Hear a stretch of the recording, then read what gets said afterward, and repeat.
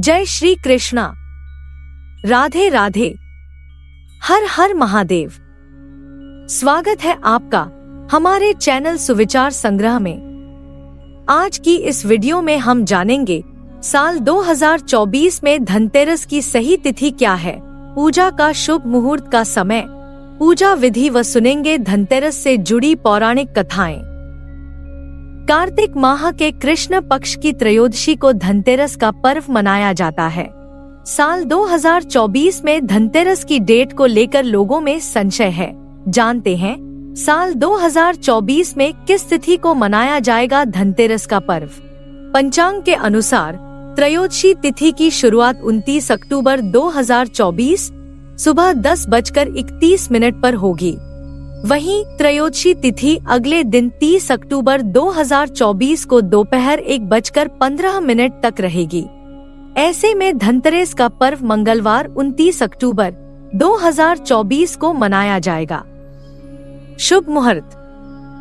धनतेरस की पूजा करने का शुभ मुहूर्त शाम को 6:31 से लेकर रात 8:13 तक है। धनतेरस में खरीदारी करने का धार्मिक महत्व है। यह परंपरा सदियों से चली आ रही है। लोगों का मानना है कि इस दिन नए सामान जैसे बाइक, कार, स्वर्ण व चांदी आभूषण, बर्तन, इलेक्ट्रॉनिक सामान आदि की खरीदारी बेहद शुभ फलदायी होती है। धनतेरस पूजा विधि। मंदिर या पूजा वाली जगह को साफ करके गंगा जल छिड़क दें।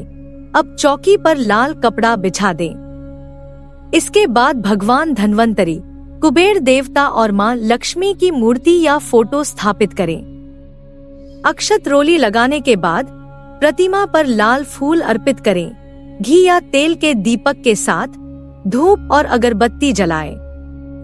आपने जो भी नया खरीदा है, जैसे गहने, बर्तन या अन्य कोई चीजें, उसे चौकी पर भगवान और माता लक्ष्मी के सामने रख दें।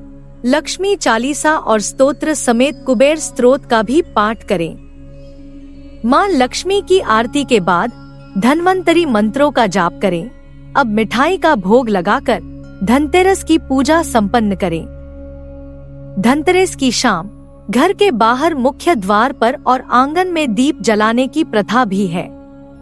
शास्त्रों में वर्णित है कि कार्तिक कृष्ण पक्ष त्रयोदशी की रात यम देवता का पूजन कर दक्षिण दिशा की ओर जो कोई दीपक व प्रसाद भेंट करता है, उसे अकाल मृत्यु का भय नहीं रहता है। इसलिए इस दिन घर के बाहर दक्षिण दिशा की ओर दीप जलाकर रखा जाता है।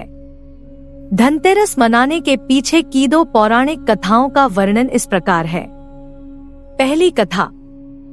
शास्त्रों के मुताबिक जब समुद्र मंथन हुआ था, उस समय भगवान धन्वंतरी अमृत कलश के साथ प्रकट हुए थे। उस समय कार्तिक मास के कृष्ण पक्ष की त्रयोदशी तिथि थी। यही वजह है कि इस दिन को धनतेरस या धनत्रयोदशी के रूप में जाना जाता है। भगवान धन्वंतरी को विष्णु जी का अंश माना जाता है। मान्यताओं के अनुसार समुद्र मंथन के समय भगवान धन्वंतरी हाथों में कलश लेकर प्रकट हुए थे। इस वजह से धनतेरस के दिन बर्तन खरीदना शुभ माना जाता है। कहते हैं कि इससे धन, सौभाग्य, वैभव और अच्छे स्वास्थ्य की प्राप्ति होती है। धनतेरस की दूसरी पौराणिक कथा। कहा जाता है कि एक समय भगवान विष्णु मृत्युलोक में विचरण करने के लिए आ रहे थे। तब लक्ष्मी जी ने भी उनसे साथ चलने का आग्रह किया। तब विष्णु जी ने कहा कि यदि मैं जो बात कहूँ तुम अगर वैसा ही मानो तो फिर चलो। तब लक्ष्मी जी उनकी बात मान गई और भगवान विष्णु के साथ भूमंडल पर आ गई। कुछ देर बाद एक जगह पर पहुंचकर भगवान विष्णु ने लक्ष्मी जी से कहा कि जब तक मैं न आऊं तुम यहाँ ठहरो। मैं दक्षिण दिशा की ओर जा रहा हूँ, तुम उधर मत आना। विष्णु जी के जाने पर लक्ष्मी के मन में कौतूहल जागा कि आखिर दक्षिण दिशा में ऐसा क्या रहस्य है जो मुझे मना किया गया है, और भगवान स्वयं चले गए। लक्ष्मी जी से रहा न गया और जैसे ही भगवान आगे बढ़े लक्ष्मी जी भी पीछे पीछे चल पड़ी। कुछ ही आगे जाने पर उन्हें सरसों का एक खेत दिखाई दिया जिसमें खूब फूल लगे थे। सरसों की शोभा देखकर वह मंत्रमुग्ध हो गई और फूल तोड़कर अपना श्रृंगार करने के बाद आगे बढ़ी। आगे जाने पर एक गन्ने के खेत से लक्ष्मी जी गन्ने तोड़कर रस चूसने लगी। उसी क्षण विष्णु जी आए और यह देख लक्ष्मी जी पर नाराज होकर उन्हें शाप दे दिया कि मैंने तुम्हें इधर आने को मना किया था, पर तुम ना मानी और किसान की चोरी का अपराध कर बैठी। अब तुम इस अपराध के जुर्म में इस किसान की 12 वर्ष तक सेवा करो। ऐसा कहकर भगवान उन्हें छोड़कर क्षीर सागर चले गए। तब लक्ष्मी जी उस गरीब किसान के घर रहने लगी। एक दिन लक्ष्मी जी ने उस किसान की पत्नी से कहा कि तुम स्नान कर पहले मेरी बनाई गई इस देवी लक्ष्मी का पूजन करो, फिर रसोई बनाना, तब तुम जो मांगोगी वो मिलेगा। किसान की पत्नी ने ऐसा ही किया। पूजा के प्रभाव और लक्ष्मी की कृपा से किसान का घर दूसरे ही दिन से अन्न, धन, रत्न, स्वर्ण आदि से भर गया। लक्ष्मी ने किसान को धन धान्य से पूर्ण कर दिया। किसान के 12 वर्ष बड़े आनंद से कट गए।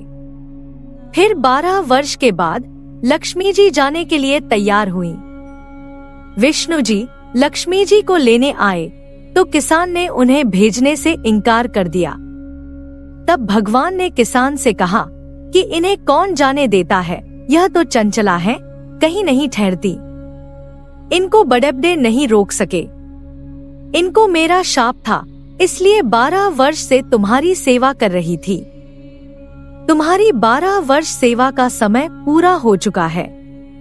किसान हठपूर्वक बोला कि नहीं, अब मैं लक्ष्मी जी को नहीं जाने दूंगा। तब लक्ष्मी जी ने कहा कि हे किसान, तुम मुझे रोकना चाहते हो तो जो मैं कहूँ वैसा करो।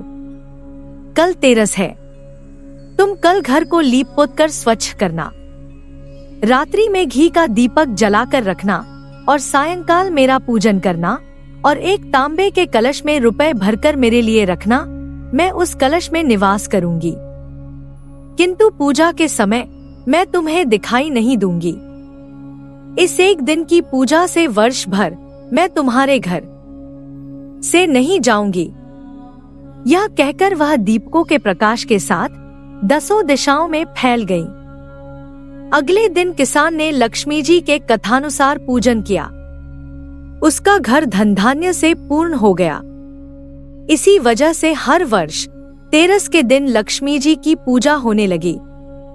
अगर आपको हमारे द्वारा दी गई जानकारी व पौराणिक कथा सुनना अच्छा लगा है तो वीडियो को लाइक करें, कमेंट करें, अपने रिश्तेदार व मित्रों के साथ शेयर करें और ऐसी ही अच्छी वीडियो देखने के लिए हमारे चैनल सुविचार संग्रह को सब्सक्राइब करें व बेल आइकन को दबाएं ताकि हमारे हर नए वीडियो की अपडेट आप तक पहुंचती रहे।